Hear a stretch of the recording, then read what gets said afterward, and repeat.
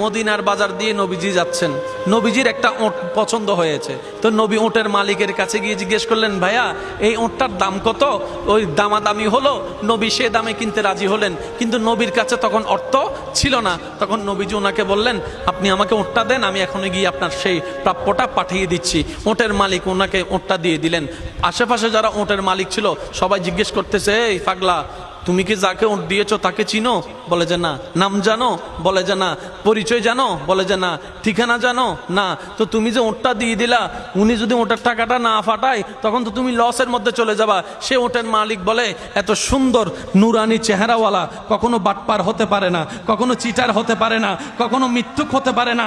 ওনার চেহারা দেখেই তো আমি ওঁট বিক্রি করার আগে মনটাই বিক্রি করে দিয়েছি, মনটাই বিক্রি করে দিয়েছি, মনটাই বিক্রি করে দিয়েছি। তোমরা যাই বলো, আমার মন বলে উনি আসবেই আসবে, টাকাটা পাঠাবে পাঠাবে।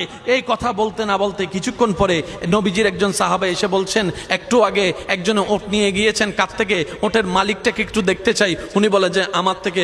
তো উনি বললেন, আমাদের নবী আপনার থেকে ওটটা নিয়ে গিয়েছেন, ধরেন ওটের টাকাটাও দিয়েছেন, আপনাদের খাবার জন্য কিছু খেজুরও হাদিয়া পাঠিয়েছেন, খেজুরও হাদিয়া পাঠিয়েছেন। ওই ওটের মালিক বলে, ভাইয়া টাকাটাও রাখেন, খেজুরটাও রাখেন, আগে আমাকে ওনার কাছে নিয়ে যান। আমি ওট বিক্রি করি নাই, আমার দিলটাই বিক্রি করে দিয়েছি। ওনার চেহারা মোবারক দেখে আমার মনটাই পাল্টাই গিয়েছে, আমি কালিমা পড়ে মুসলমান হয়ে যেতে রাজি আছি। সুবহানাল্লাহ। जिसका कोई सानी नहीं वो नबी हमारा है, मुस्तफा की अजमत का हद ही ना किनारा है। आशिक बोले, लम याति नजीर कफी नजरिन मिसले तुना शुद्ध पैदा जाना। चित्कार दिए बोलेन ना सुबहानाल्लाह। ওই নবীটা কাদের নবী? হয় নাই, সবার আওয়াজ বলেন, ওই নবীটা কাদের নবী? আমাদের কি ভাগ্য সে নবীর উম্মত হতে পেরেছে। আর একটু জোরে। প্রত্যেকটা বান্দাকে আল্লাহ জীবনে একবার সুযোগ দেয় দেয়, সে যে ধর্মেরই হোক, একবার সুযোগ আল্লাহ দিবেই দিবে, কিন্তু সুযোগটা কখন আসবে আল্লাহ জানায় না। তো সেজন্য ওয়াকুনু মা সাদিকিনের আয়াত আমল করতে হয়। আর একটু জোরে বলি না সুবহানাল্লাহ। ওয়াকুনু মা সাদিকিন আয়াতের উপর আমল করলে সুযোগটা যখনই আসবে আপনি সুযোগটা ধরতেও পারবেন, নিতেও পারবেন। কেউ হাসরের ময়দানে গিয়ে আল্লাহকে বলতে পারবে না, আল্লাহ তুমি আমাকে সুযোগ দাও নাই, এটা বলতে পারবে না। আল্লাহ পাক বলবে যে অমুক দিন এটা তোর সুযোগ দিছিলাম। আপনি তখন মনে মনে বলবেন, ও মাইলে ফিরে নাই তো নো বুঝি দেয়া না। কথা বলেন, কথা বলেন, কথা বলেন, ঠিক কিনা? আল্লাহ প্রত্যেক বান্দাকে জীবনে কয়বার সুযোগ দেয়? দিবে। হয়তো আপনার এসে চলে গিয়েছে, আর না হয় আসবে।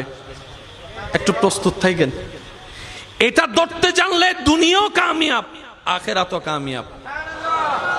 যেমন বায়েজিদ বুস্তামিকে আল্লাহ আপন করে নিতে চাচ্ছেন। উনি সারা রাত ভর কি নিয়ে দাঁড়াইছিলেন? ভাইয়া বলেন না ভাই। পানি। হাতে কি? হাতে কি? সারা রাত কি করছেন? দাঁড়ায় আছেন। আল্লাহ এটা কবুল করে নিছে। ডাইরেক্ট আব্দুল্লাহ থেকে ওলি আল্লাহ বানাই দিছে। সুবহানাল্লাহ, জোরে বলেন না। তো যে পথ পার হয়ে উনি যেখানে যেত 10 বছর লাগতো, আল্লাহ সেটা সেকেন্ডের ভিতর পার করাই দিয়েছেন।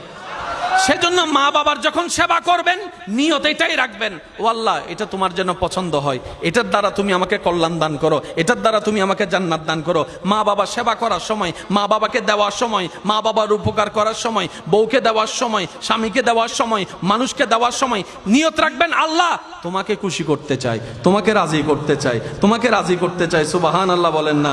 তোমাকে রাজি করতে চাই, তোমার দেওয়া সম্পদ তোমার খুশির জন্য তোমার বান্দাকে দিচ্ছি, তোমাকে রাজি করার জন্য, তোমাকে খুশি করার জন্য। বিশ্বাস করেন ভাই, আপনার এই জীবনের একটা কাজ যদি রবের কাছে প্রিয় হয়ে যায়, আল্লাহ আপনাকে 20-30 বছর রিয়াজতের রাস্তা 1 সেকেন্ডে পার করাই দিবেন। ওই সুযোগগুলোকে একটু বুঝতে হয়। একটু জোরে বলেন না রে ভাই।